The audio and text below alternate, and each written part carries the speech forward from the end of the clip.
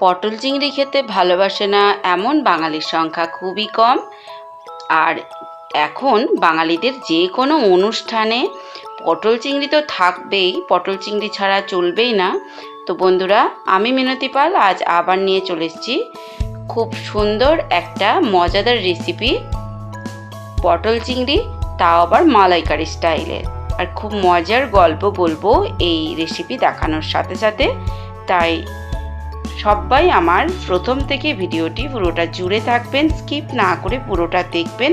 আর যদি আমার ভিডিওটি ভালো লাগে তাহলে আমার ভিডিওটিতে একটি লাইক দিয়ে আমার চ্যানেলটিকে সাবস্ক্রাইব করে আমার পাশে থাকবেন। পাশে থাকা বেল বোতামটা প্রেস করে রাখবেন, যাতে করে আমার নিত্য নতুন ভিডিওগুলি আপলোড দেওয়ার সাথে সাথে আপনাদের কাছে সবার প্রথম পৌঁছে যায়। আর যদি ভালো লাগে তাহলে আত্মীয় পরিজন বন্ধু বান্ধবের সাথেও এই ভিডিওটি শেয়ার করতে পারেন। তো বন্ধুরা, বানিয়ে নিয়েছিলাম পটল চিংড়ি, খুবই মজার ব্যাপার। এর জন্য পটলটা ভেজে উঠিয়ে রাখছি। আর আগের দিন যে ঝিঙের ঝাল বানিয়েছিলাম চিংড়ি মাছ দিয়ে, সেই দিন বলেছিলাম যে কিছুটা চিংড়ি মাছ আমি উঠিয়ে রাখবো। তো এইটুকু চিংড়ি মাছ আমি উঠিয়ে রেখেছিলাম পটল চিংড়ি খাওয়ার জন্য। এদিকে ছেলে বলছে যে আমি চিংড়ি মাছের মালাইকারি খাবো। তো সেই মুহূর্তে তো আর বানিয়ে দেওয়া সম্ভব নয়, তাই বুদ্ধি করে পটল চিংড়ি আর চিংড়ি মাছের মালাইকারিটাকে মিক্স করে বানিয়েছি এক নতুন স্বাদের পটল চিংড়ি। অসাধারণ খেতে হয়েছিল এই মালাইকারি স্টাইলের পটল চিংড়ি। না বিশ্বাস হলে একবার আপনারা এইভাবে বানিয়ে খেয়ে দেখবেন। তো এর জন্য আমি আলুটাকে এরকম চৌকো চৌকো করে কেটে 60% মতো ওই যে ভাতের হাঁড়ি মুখে ফুটো জালিটার মধ্যে সিদ্ধ করে রেখেছি। আর এই সমস্ত উপকরণ আমি নিয়ে নিয়েছি। 3টে ছোটো এলাচ মুখ ফাটিয়ে নিয়েছি, সামান্য 5 ফোড়ন, শুকনো লঙ্কা, তেজপাতা, আর বাটনার মধ্যে নিয়েছি জিরে, ধনে আর শুকনো লঙ্কা। তো এটুকু মশলা খুব সিম্পলভাবে একদম ঘরোয়াভাবে বানিয়েছি, কিন্তু স্বাদ হয়েছিল অনবদ্য। আর পুরো রান্নাটা সর্ষের তেলে করলেই খুব ভালো হবে খেতে।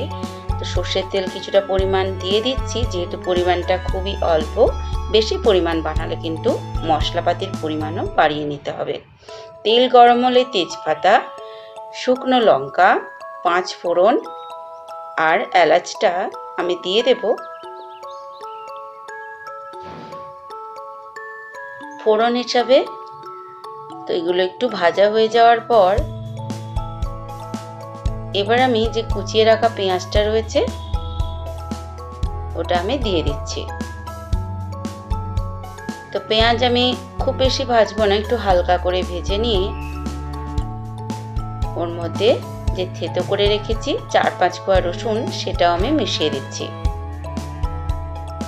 তো তেলের মধ্যে একবার কুচো করা থেতো করা পেঁয়াজ রসুন দেওয়ার পর এবার কিন্তু আমি কিছুটা যে পরিমাণ পেঁয়াজটা নিয়েছিলাম তার অর্ধেকটা আমি এরকম তেলের মধ্যে দিয়েছি কুচো অবস্থায়। আর রসুনটাও থেতো করে নিয়েছি, তেলে দিয়েছি অর্ধেকটা। আর অর্ধেকটা কিন্তু আমি অর্ধেকটা পেঁয়াজ রসুন কিন্তু আমি আদার সাথে বেটে নিয়েছি। তো একই সাথে আমি পেঁয়াজ রসুন আদাটা দিয়ে দিচ্ছি, দিয়ে আবারও ভালোভাবে কষিয়ে নিচ্ছি। এবার একটা ছোট্ট সাইজের টমেটোকেও আমি কুচো করে দিয়ে দিলাম। টমেটো দেওয়ার পর আমি যেটা দিয়ে থাকি সামান্য পরিমাণ নুন, হলুদ, সামান্য পরিমাণ চিনি আর কাশ্মীরি রেড চিলি পাউডার দিয়েছি সামান্য পরিমাণ কালারের জন্য। তো সবকটা একসাথে দিয়ে টমেটোর সাথে বেশ ভালো করে একটু কষিয়ে নেব।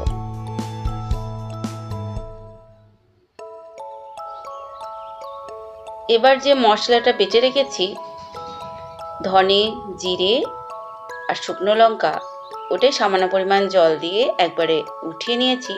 তো সেই মশলাটা দিয়ে এবার আমি ভালোভাবে কষিয়ে নিচ্ছি।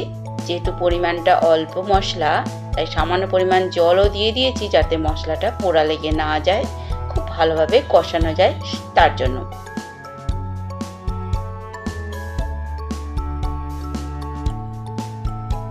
মশলা থেকে জল একবারে শুকিয়ে যাবে আর তেলও ছেড়ে দেবে, সেই পর্যায়ে এবার আমি একটা চেরা কাঁচা লঙ্কা আমি অ্যাড করে দিচ্ছি একটা সুন্দর ফ্লেভারের জন্য।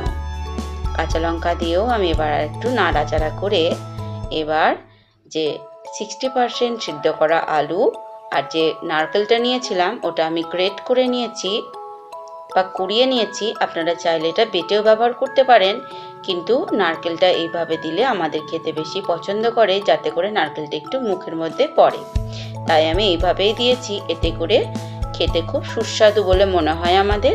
আপনারা চাইলে নারকেলটা বেটে নেবেন। তো এবার দিয়ে ভালোভাবে আলু, নারকেল আর মশলা একসাথে খুব ভালোভাবে কষিয়ে নিচ্ছি।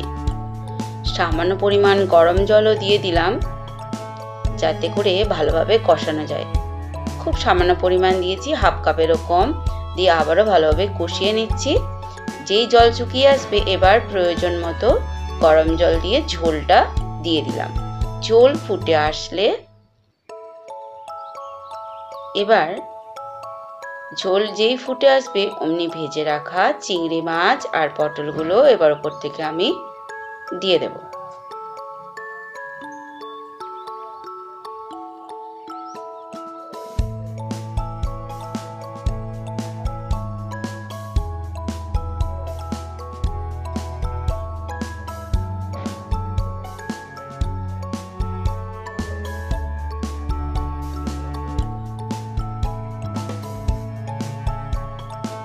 এতে করে কি হলো, আমার পটল চিংড়িও খাওয়া হলো, আর ছেলের যে চিংড়ি মাছের মালাইকারি খাবো বলছিল সেই স্বাদটাও এর মধ্যে পাবে। তাহলে আর আলাদা করে করতে হলো না, নতুন স্বাদের একটা পটল চিংড়ি হয়ে গেল মালাইকারি স্টাইলে।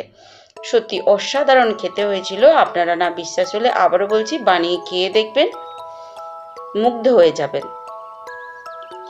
তো এবার আলুটা একটু চেক করে নিচ্ছি, যেহেতু 60% মতো সিদ্ধ হয়েছিল, আর একটু ফুটিয়ে নেওয়ার পর একদমই সিদ্ধ হয়ে গেছে। এবার আমি ওপর থেকে 1 চামচ গাওয়া ঘি আমি দিয়ে দিচ্ছি। এই গাওয়া ঘি তো দিতেই হবে, যেহেতু মালাইকারি স্টাইলে পটল চিংড়ি বানাচ্ছি। আর আপনারা চাইলে এই পর্যায়ে গরম মশলার গুঁড়োও কিন্তু ব্যবহার করতে পারেন। আমি আর দিইনি, আমার খুব একটা বেশি ভালো লাগে না তাই। আর দিয়ে দিলাম 2টো চেরা কাঁচা লঙ্কা। তো কাঁচা লঙ্কা দিয়ে 5-7 মিনিট ফুটিয়ে আমি দেখুন নামিয়ে নিয়েছি। কতটা লোভনীয় দেখতে হয়েছে আর খেতেও হয়েছিল দুর্দান্ত। তো কেমন লাগলো আমার মালাইকারি স্টাইলের পটল চিংড়ি অবশ্যই কমেন্ট করে জানাবেন। আর পাশে থাকার অনুরোধ জানাচ্ছি। আবারও মনে করিয়ে দিচ্ছি, এটা আমার ক্রিয়েশনের চ্যানেল, তাই আমার সমস্ত রকম ক্রিয়েটিভিটি দেখার অনুরোধ জানাচ্ছি। তবে আজ এই পর্যন্ত। সবাই খুব ভালো থাকবেন, সুস্থ থাকবেন। এতক্ষণ সাথে থাকার জন্য অসংখ্য ধন্যবাদ জানিয়ে এখানে আমার ভিডিওটা শেষ করছি। নমস্কার।